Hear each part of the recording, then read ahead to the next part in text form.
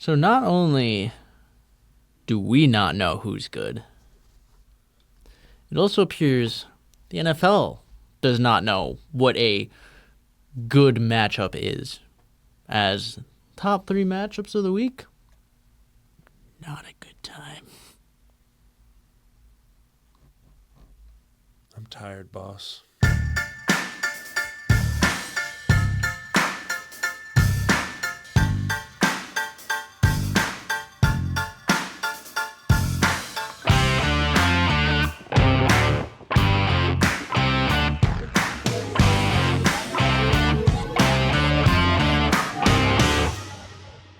Welcome back to the James and Dame Show. I'm Josiah. And I'm Will. And today we're going over Week 10 recap. I feel like I'm going to lose more years off my life just talking about some of these games. Yeah. Because I will. It was, okay. Recollect your thoughts. There were trends that I noticed that were just, it's interesting. Primetime games. All 3 of them? Well, as long as you don't really count the Falcons-Colts as a primetime game. Yeah. Primetime games, garbage. You were awful. Not fun to watch.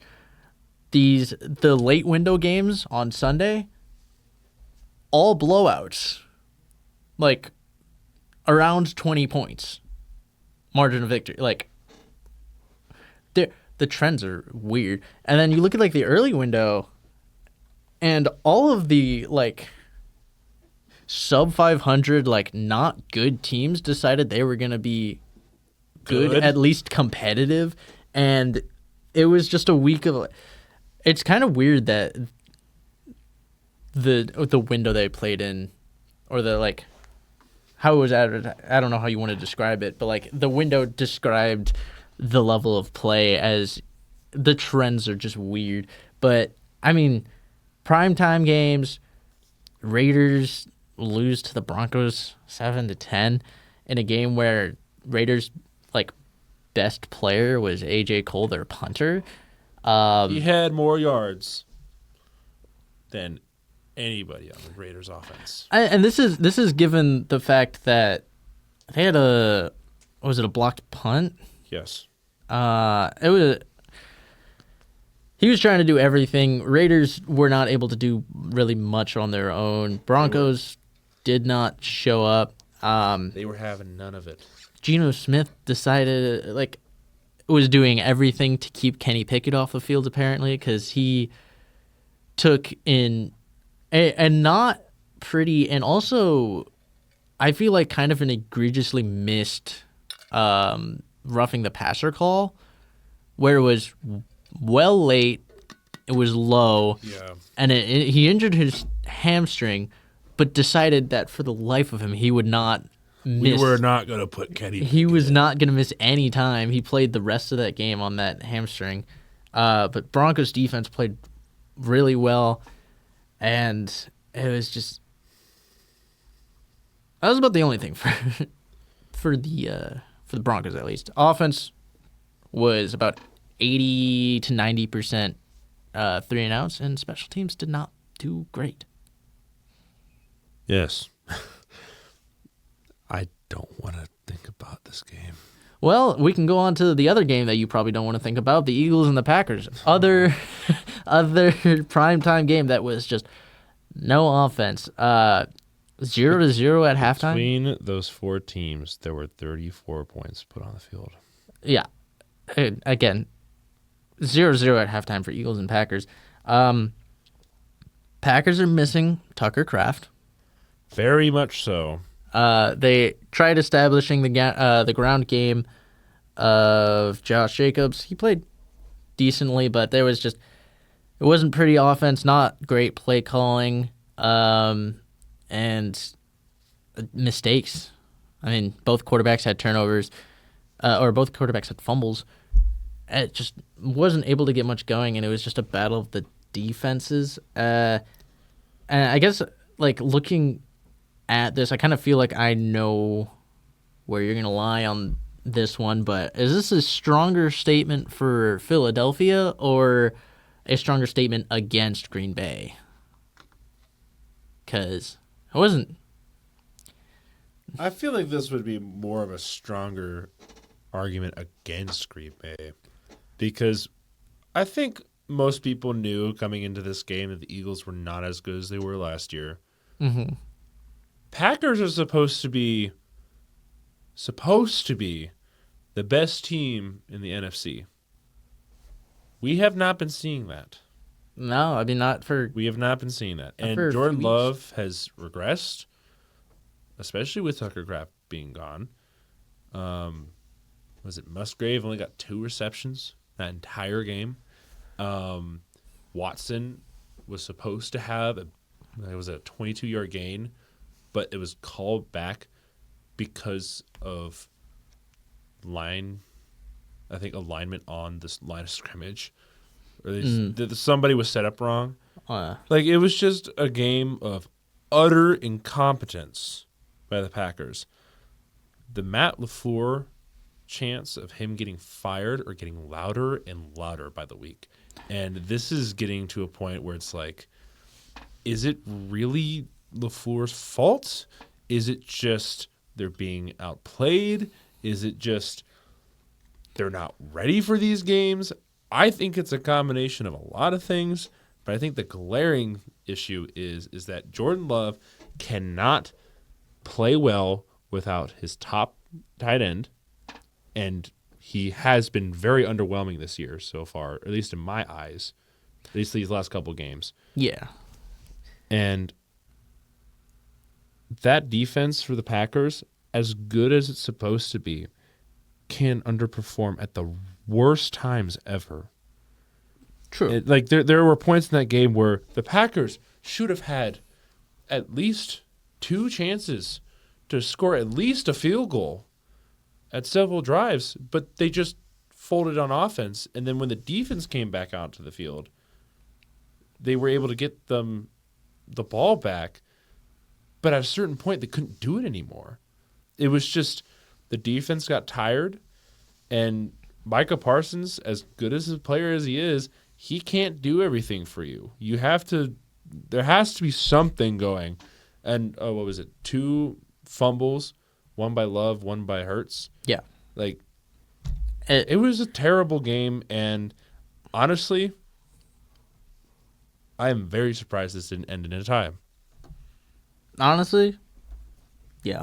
It was that bad of a game. Yeah. Packers they just haven't looked like themselves. And I know there's been a lot of criticism, especially why it goes towards LaFleur, is I believe he's the main offensive play caller, and that play calling on offense has not been great the past couple weeks. Yeah, they've been ripping him to shreds because, what was it? They found a picture of him on the sideline, just like on a little equipment box, just messing with the iPad or whatever it was. And I'm just like, okay, I'm sure he's actually doing his job. At the same time, it's like, yeah. What are we doing here, LaFleur? What are we doing?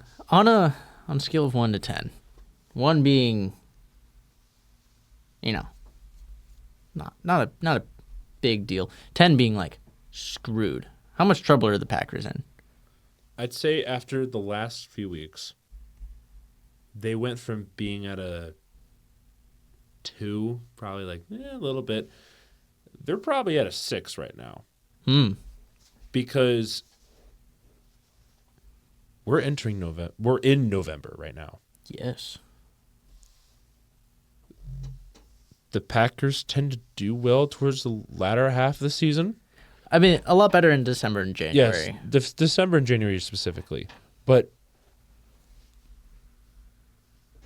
they shouldn't be struggling this much.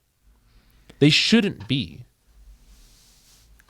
Okay, the other thing is that, like, with all that talent, especially on defense, not only are you underperforming and making yourselves look bad, you're making Jerry Jones vindicate his point about giving Micah Parsons away. In a way. In a way, yes. It's a very twisted way, yes. But you shouldn't struggle this much with how good of a team that is. And I always think it's funny going back to, who was it? It was somebody on the defense that was like, with the schedule we have, I don't think we're going to lose a game. Well, I think the statement was specifically, I look at the schedule and I don't see any team we should lose to. Yeah, that we shouldn't whatever beat. the quote is. And look what record they have right now. I mean, I don't think that's false. I think, the way the Eagles have played, they should have been able to beat the Eagles, especially if they had Tucker Kraft. And your other losses, Panthers, Browns, 2 teams you should have beaten, and then a tie to the Cowboys, who they also probably should have beaten. No one on this schedule should have been losses or even a tie for the Packers, but they ended up losing or tying, which is not something specifically from this hyped up team should be doing. It feels kind of like a team that's playing down to their opponent. Yeah, playing down to their competition. This is peak Steelers football. We haven't seen them not really do that since, I feel like, honestly, it kind of feels like since week 1. Yeah, when they play the Lions. Well, week 2, week Commanders. Week two.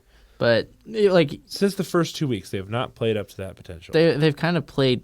It feels like they've played down to their competition, which is just not great. But enough about the Packers. Moving on. Do we just want to tackle the entire late window? Because 3 teams scored 40 points. We had 2 games of 44-22. Seahawks, Cardinals. Deja vu for Brissett, as he had 2 plays that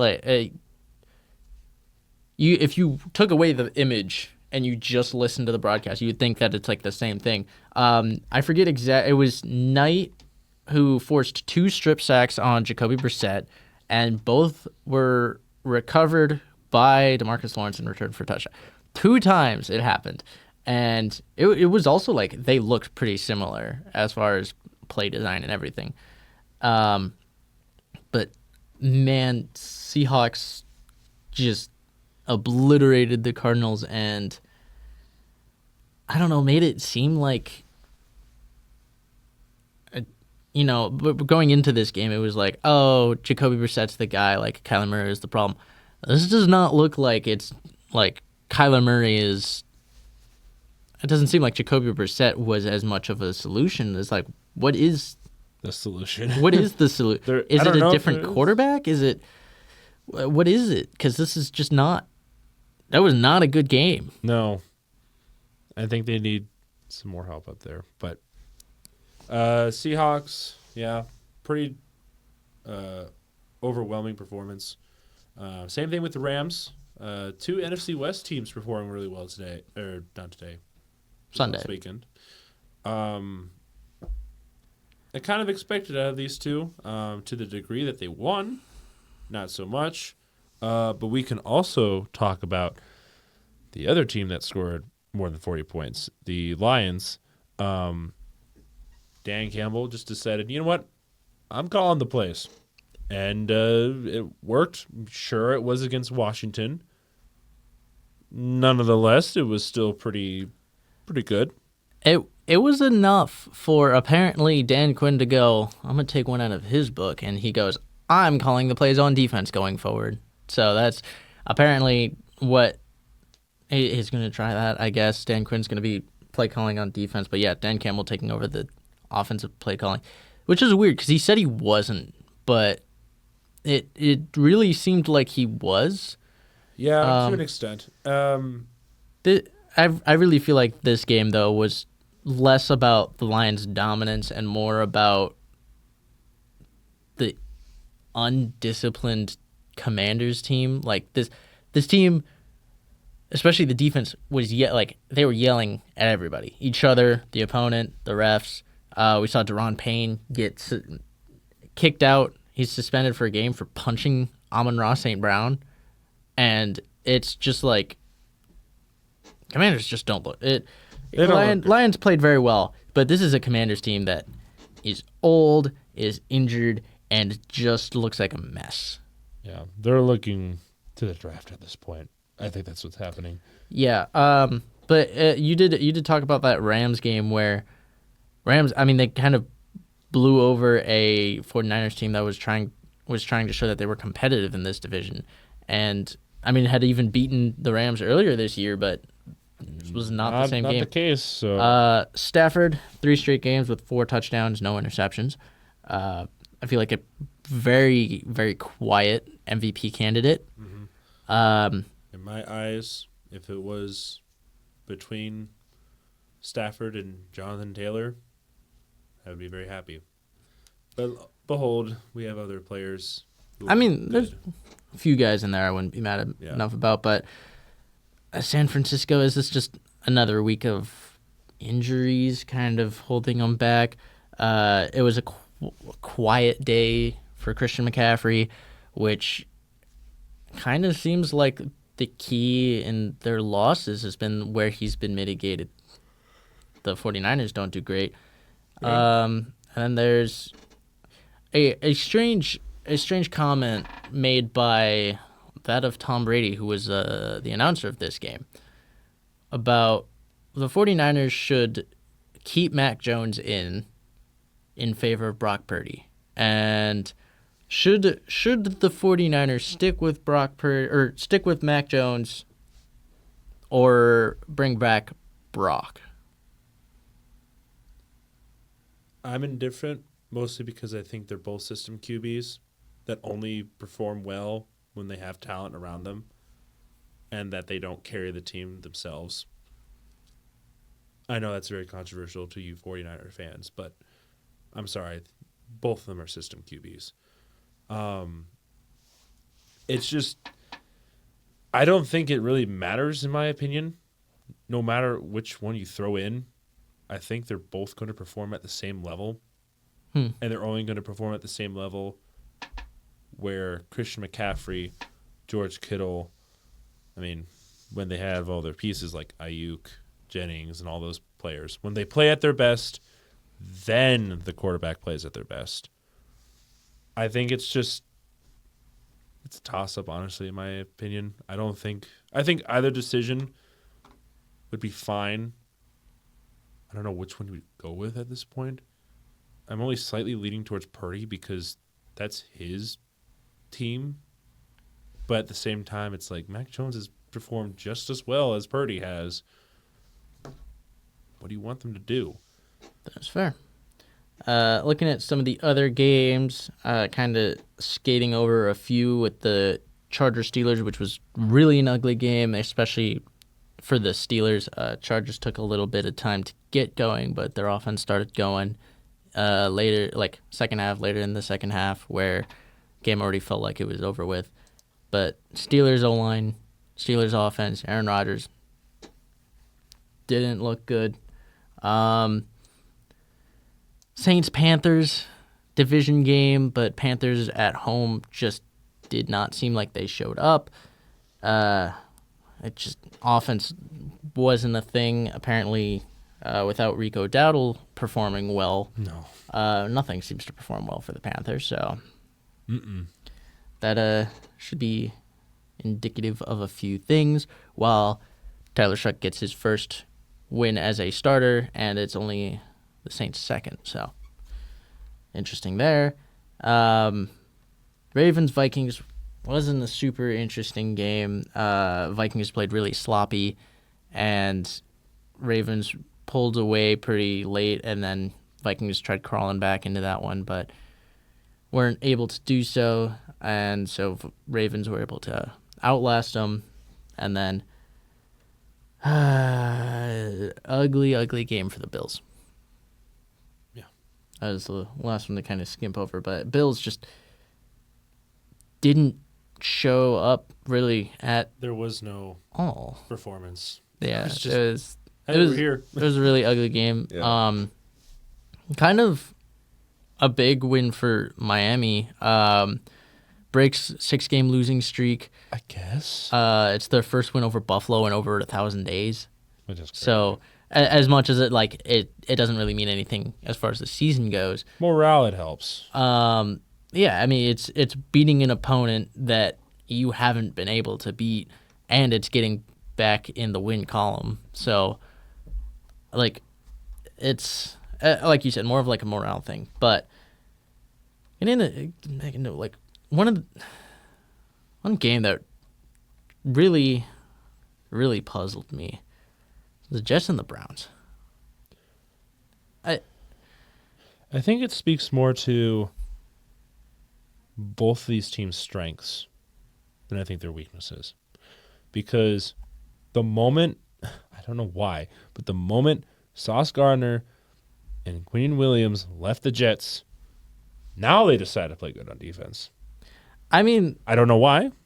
a lot of their issues has been the offense. It is the Jets' second straight win. 14 points came off of special teams for the Jets. So not necessarily the offense being fixed yet, but No, but it's a step in the right direction. And Breece Hall also did something. I mean, as much as he wanted out of there. yeah, like he did the something. last. I mean, Garrett Wilson's still there. I feel like a lot of people don't talk about Garrett Wilson still being there, but I mean, yeah. It's. I think it also speaks to Dylan Gabriel also didn't have a bad day. he didn't have a bad day. But he also had he had an overwhelming day. Yeah, that's what I'm saying. Like, for a Browns QB, that's great. You want at least some positives. Like, you don't want them to be bad because that's what they're used to. He's no Baker Mayfield. No, None of that. But it's something that they can build off of. And I think maybe he does okay for a while. I'm not saying he will be a great QB, but he'll be there for a bit and at least manage their games well. I mean, what is it? I didn't think he threw a pick this game, right? I think he just had 2 touchdowns.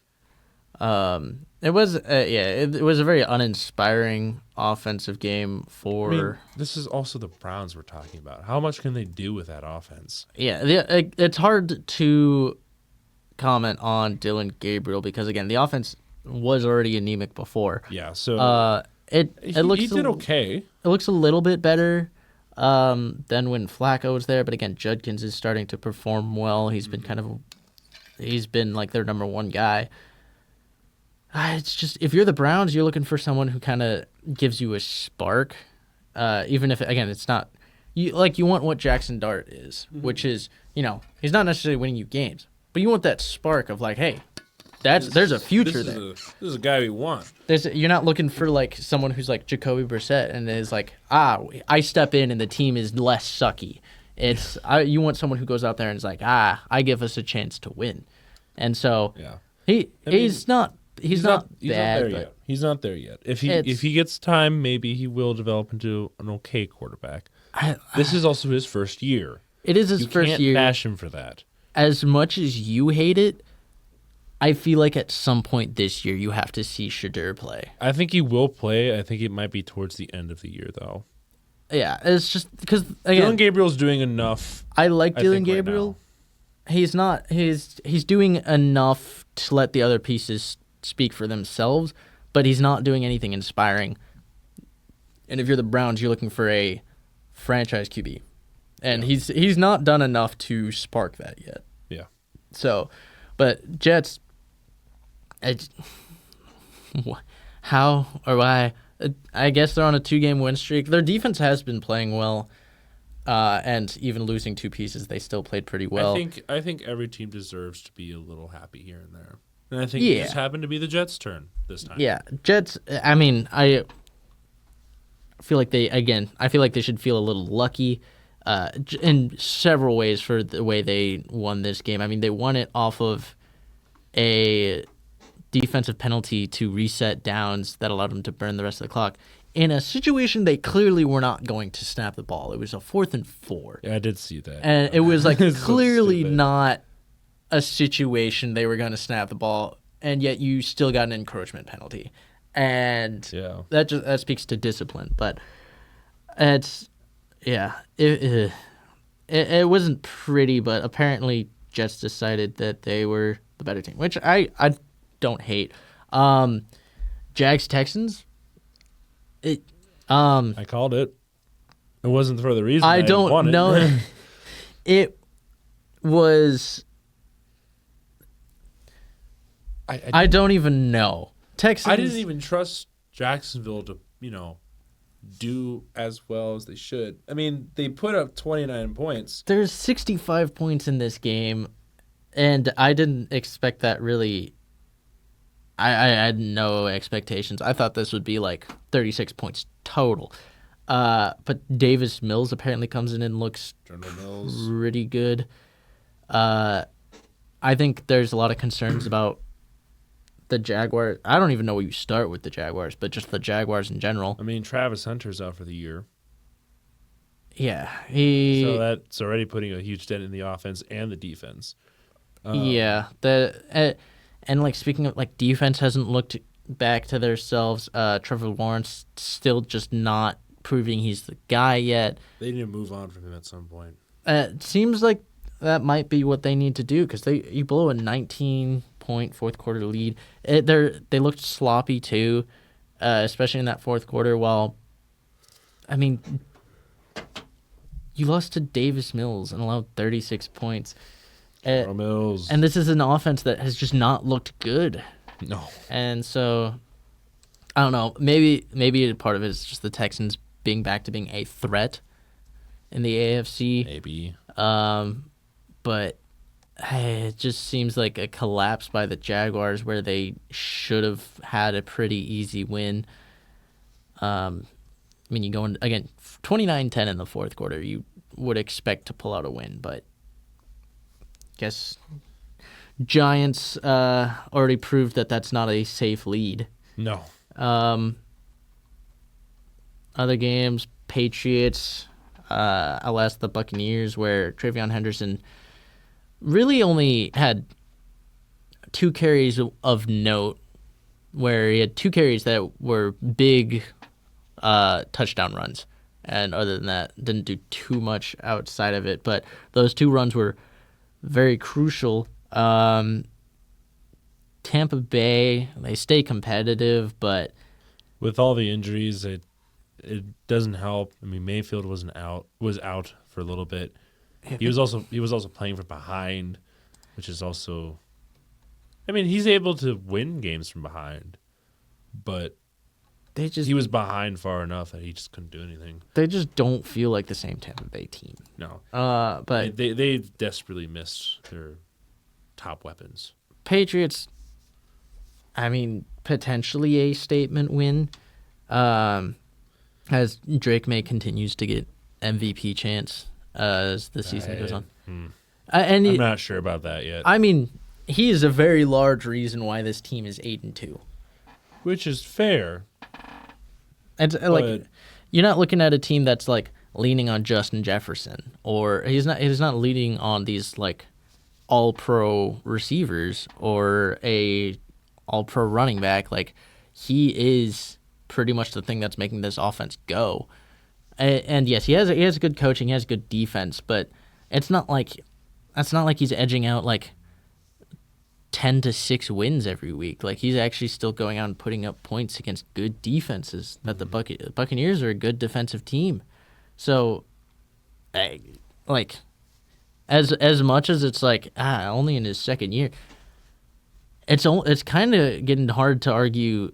There's a lot of guys you could argue for, and I think May is week in, week out proving why he kind of deserves to be in that conversation. Yeah, but I don't trust the Patriots whatsoever. Yeah, I think it's too early to call them a Super Bowl. I'm not saying anything. I know, and that's not what you're saying. But like, there are some people who are calling them to be the future Super Bowl champions already, or at least the best team in the whole league, which is stupid because who have they played besides the Buccaneers? Yeah, I mean, again, I'm not quite there, but as far as Drake May and his level of play, it has been quite spectacular. It's been good, and I'm big enough to admit that Drake May is a really good quarterback, and he can be.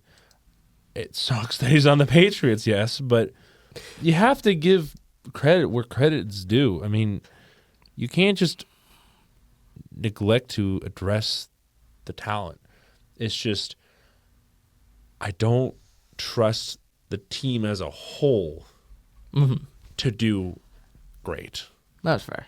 May can, Oh, man. Well, but the he, rest of the team, I'm not sure. he does, and he does a really good job of elevating his guys. Yeah. And that's, again, a trait that you see in people who, like, it's like usually coach of the year goes to the team that we expected to suck, but the coach is just like, nope. We're going to be good. That's honestly kind of what he's doing.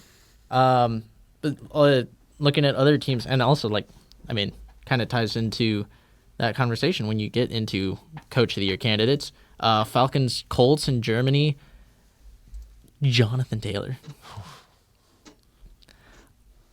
Oh my God.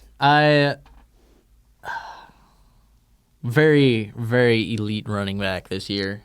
But I think there were a couple weeks where people were like, is he really the best, though? Is he the best this year? And you get this 244 on the ground. Absolutely ridiculous. Yeah, you're not arguing with that. Yeah, he's been so good. Obviously, like in a game where you go against the Falcons, if you're going to move the ball, you have to establish a ground game. Yeah. That is the way you beat the Falcons. And obviously, again, Jonathan Taylor, the perfect guy to do so. But he had that. Daniel Jones came back. He came back from a rough game last week. He looks pretty good this week. Again, he's never been like, wow, Daniel Jones, but he was efficient, which is what we've seen from him most of the year. Sauce Gardner, first game with the Falcons, happened to have to go out to Berlin 4 days after trade deadline. It's not his fault. I know there were a couple people online that were saying that, oh, he's washed or whatever. It was 4 days to Berlin. Yeah, gonna have to figure that all out. New playbook and everything. He didn't do horrible, but it was a rough start. He had some miscommunications. I think once it feels more natural for him, though, that will become a very, very scary secondary. Yeah, easily. I guess looking a little bit on like the flip side of the Falcons, yet again you keep it competitive, but yet again you can't win. Yeah, you can't pull out a win. Drake London looks really good. Bijan is still like can be really good guy. Doesn't always get utilized properly. No. And yeah, this team, I think they have a good starting spot for where this team can go in the coming years, but like they're not there yet. No. They still have nowhere holes near. and questionable coaching because I don't have a lot of faith in Raheem Morris. Makes me think that Arthur Smith is still there. But just saying. Getting into the last game, which will lead us into some news. Last game I want to talk about Giants and Bears. Giants, you blow another lead late in the game on the road. Dart was taken out of the game. Dart it was also a rainy game. The weather was not great. Dart has been taking a lot of hits, which is concerning. It is concerning. He left with a concussion. So yeah, and they continue to replace Dart with Wilson. Not Winston for some reason. Wilson just has not done really anything. But on the flip side, the Bears, they've been really good at closing games. It's not been necessarily always against great opponents, but they have been closing these games where it feels like defeat late in these games. And they crawl their way back, and they don't look horrible. No. Again, it's like you have the question of why are you falling behind against these teams that aren't that great, and why are like they did it against the Raiders, where it's just like why did it against the Bengals? Why are you like this? Why are you this close? But some teams just win close. That is just the way they win games, and it's not. The Chiefs were last year. It's not super comfy, but like. You give them some credit because they've been winning, and they're, I mean, second in the division right now. It's crazy. Yeah, it's. We live in weird times. Yeah, this Bears team is above the Packers. When's the last time that happened? 2018. especially when the Packers felt like such heavyweight like contender, like Super Bowl favorites. Easily, yeah. But this Bears, they're just doing enough, and I don't know. I'm impressed with what they've done. They've at least seems like they've changed culture, and obviously not at the level that they seem like they need to be yet. No. Because But- again, not great teams. But Ben Johnson has done enough, and I They're- think he's changing that team, which is good. They're And doing a Caleb good job. Williams feels a lot more comfortable with what he's doing now, Yes. or at least to a better degree than what he was last year. I think Bears are just a fun team kind of right now. Yes, and That- they have a lot of pieces that are just fun to watch. So, yeah, Giants. Yeah, I mean that's kind of what happens when Dart gets taken out of the game. So he's literally their only offensive weapon right now. Yeah, that It's that kind offense of has crazy. been destroyed by injuries, and honestly, like, I don't know. I don't know how much you would commit to this, but I would not be like upset if like with the way the year's gone, I'd be like, all right, Dart, you've been great. You've proven your point. We're gonna not play you Play the you rest of for the the year year, because yeah. we've seen what happened to Scatterboo, happened to neighbors. Which is unfortunate, but it's also a reality that I think will probably happen. Probably won't be for another couple games. Yeah, well, I mean, I think if they're smart, they might even sit them next week just Yeah. because. I think it will happen, but we'll just have to see if they actually choose Winston or not, because I want Winston to come in, and for some reason they're sticking with Wilson. Don't understand why. Well, I mean, Yeah. getting in kind of the news that might explain a little bit of that. Dayball is gone. They move on from Dayball, which is, I mean, Maybe that's what Winston and Wilson were praying on the sideline for.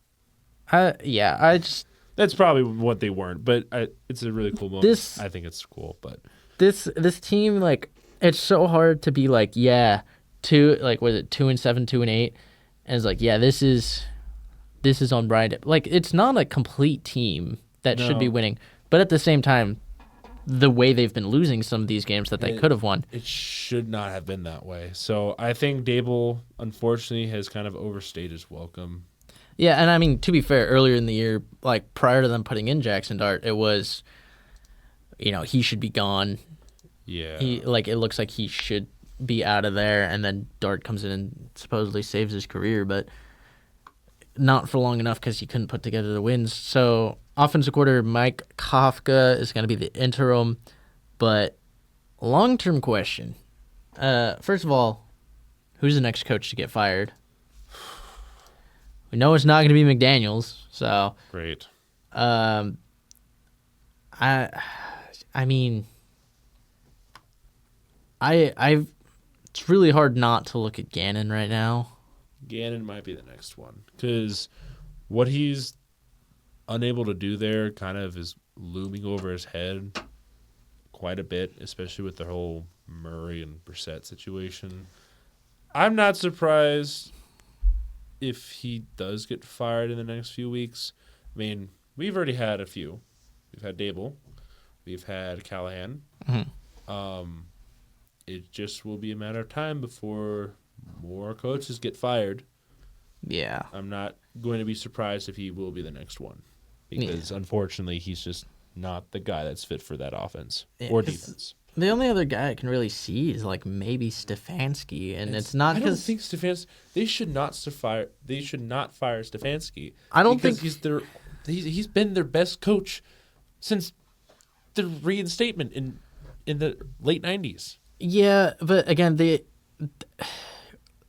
approach is playing scared, where the NFL is you have to you can't play for mediocrity. No, and I get And- that. But you've seen the teams that Stefanski has coached before. True, but how you've much seen his further percent- can the teams get better than that, or is that his ceiling? Because we've seen teams that they're not bad head coaches, but they've just overstayed their welcome. We saw that with Andy Reid. He won a Super Bowl with the Eagles, and then they let him leave, and he went to the Chiefs. He didn't win a Super Bowl with the Eagles. He went to a Super Bowl with the Eagles? He went to a Super Bowl. He went to Never- a Super he Bowl with never the won Eagles. one. Sorry, he went to a Super Bowl with the Eagles, and then they let him leave because it wasn't the right move with them. They got Doug Peterson, then they won a Super Bowl, is what I was thinking. But Andy Reid, clearly a good coach. They let him leave, though, because he wasn't getting it done for the franchise. And Stefanski, that might just be another one of those cases. I mean, that's why they say the same thing with Mike Tomlin, is he's a good coach, but he's not getting it done. And it's not what the franchise needs. Unfortunately, Stefanski might be in one of those situations. I think he's a pretty solid coach, but they can't settle for a solid coach. You need, when in the NFL, to win Super Bowls, you need a good coach. So, and again, I think Stefanski's, like you mentioned, the best coach they've had in a while, and you might have to suffer the carousel again to find your guy, but I don't know that playing scared and sticking with Stefanski just because you don't always suck is the best reasoning. I don't know. It's just, I think it's too early to fire him. Yeah, in my opinion, I think it's way too early. It's tough, but one other thing as far as coaching goes, as far as available positions, I've seen a few names floated around as people who might occupy some of these positions, but what I'm more curious about is what to you seems more of a dream destination. What is more appealing? Tennessee or New York? Giants. I was going to say, which one? The one that's available right now. Giants, probably. You have a more exciting team over there. I mean, yeah. So you're basically choosing between a young and exciting Giants team that is up and coming, but it's the Giants. So, like, you do have to deal with the upper management there. But, again, Dart, Scatterboot, Neighbors, Thibodeau, Burns, Abdul Carter. You got all these, like, pieces that are so exciting to work with. But it's the Giants. Then there's Tennessee, where you have Cam Ward. Simmons is there as a veteran guy. Ridley. And see, that's my point, is that why would you go there? Their management is also not that great either. Yeah, I mean, let Callahan be their coach. Yeah, but like it's just one of those things where it's like, it's the Giants are the Giants. It's hard. It looks like it. I will admit, like I'd probably, if I were to choose, I'd probably go for the Giants because you got a lot of these guys that are established. Like, yeah, these should be pretty good pieces going forward. But just also to be like, yeah, Giants, dream job right there. It's better than whatever the Titans are doing. I mean, yeah, I'll give you that, but that's just those two. Not great. You're asking me to pick the lesser of two poisons right now, and I would rather choose the Giants than the Titans. Pretty much, but that's most of that. There's some other pieces of news that we've seen. Joe Burrow returns to practice. He's aiming for a return on Thanksgiving. Yeah. He's hoping to return against the Ravens, so that'll be fun. You don't want that. Joe Burrow doesn't fix the defense. That's all I'll say there. But he does fix their offense a little bit. Offense that put up, 40? I'm trying to dig under your skin right now. It's not really working. No. But like, I don't know if you have any other. I have one other piece of news that was kind of interesting to see. But actually, I technically two, if I can remember what the other one was. I saw it just before, but actually I do remember it. Drug tests in the NFL apparently saving lives. I don't know if you saw this. Linebacker Alex Singleton for the Denver Broncos. Oh, yeah. Shoot. Randomly drug tested, because they do that, and they revealed a tumor. It was a testicular cancer tumor that they found through drug testing that was just stumbled upon. They were able to remove. Like he'll miss the next game, but it's the only game they have in like 23 days or 20-some days. But like a miracle, stumbling across that at this. that is just that's fortune right there. I mean, I don't know how else to describe that. Then, my God, I don't know how he was able to function if he just didn't find that. I mean, cancer sucks. It doesn't matter how minor of a cancer it is. It's still cancer. I mean, my guess is it was early, like it was early onset. It had to be early onset because there was no way that he was playing. Yeah, it's that. It's one of those things, and like again, it's really good to see that. Yeah. That's really, it's just nice to see that. God bless for drug tests. The other thing that I remembered is it was kind of shocking news to hear, and it was kind of before we started recording. It was about Jair Alexander.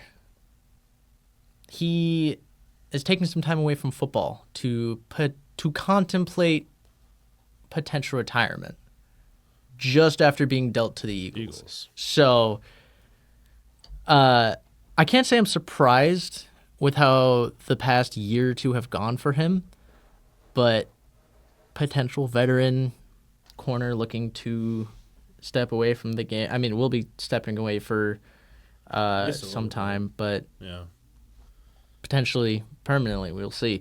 But I figured that was something you hadn't seen, as it was dropped no, that was something I haven't seen. I hope he's doing okay, because I know.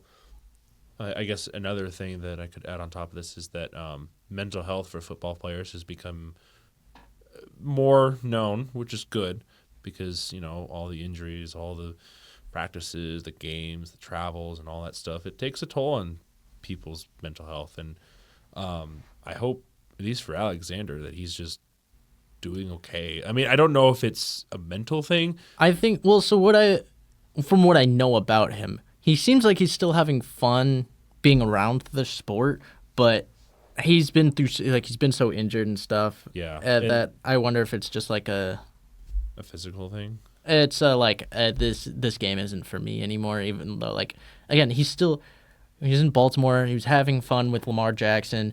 He goes to Philly. First thing that people hear about him is that he messes around with AJ Brown, who they used to have their scuffles when he was on the Packers. So it's it seems like he enjoys being around it, but it's just one of those things where maybe he's his time is up. Happens, but it sucks. I mean, I just hope he makes a decision that not just benefits himself, but his future as well. Because injuries, they take a toll on you, physically and mentally. So he's got to make a decision for himself, and it just kind of depends on how long it is. Thank you all for joining us on this Week 10 recap. There was a bit to cover. Things I wish I had not seen with my own two eyes. We don't